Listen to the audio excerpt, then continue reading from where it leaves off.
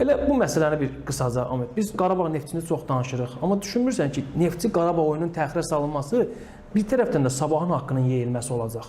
Çünki həmin oyunda Neftçi komandasının Qarabağ büdrətməsi kifayət qədər realdır. Açıq danışaq ki, həmin oyunda Qarabağın faktiki olaraq əsas heyətinin meydana çıxma şansı yoxdur. Çünki 18-ci Newcastle, 24-cü Newcastle və belə də təbii ki, Qarabağ uda da bilər. Amma daha çox şans, ehtimal var ki, Neftçi büdrətsin və belə də Sabahla Qarabağın xal fərqi böyüyə bilər.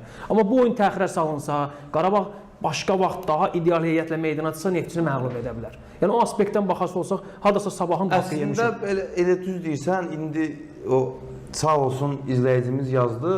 Əslində burada oyun təxirə salınsa, həqiqətən də Sabah komandası üçün də onlar da etiraz edə bilərlər. Çünki yəni yenə başa düşürük, ölkənin ən böyük, yəni Azərbaycan futbol tarixinin ən önəmli qarşılaşmasıdır.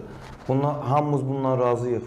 Amma digər komandalarında məsəl üçün o qurduğu planlar var ki, hansı ki Sabah komandası da bəlkə də gözünü boyuna dikib ki, həqiqətən də artıq Qarabağın hər hansı bir xal itkisi olarsa əgər Neftçi ilə oyunda, yəni onların çempion olmaq şansları daha da artır.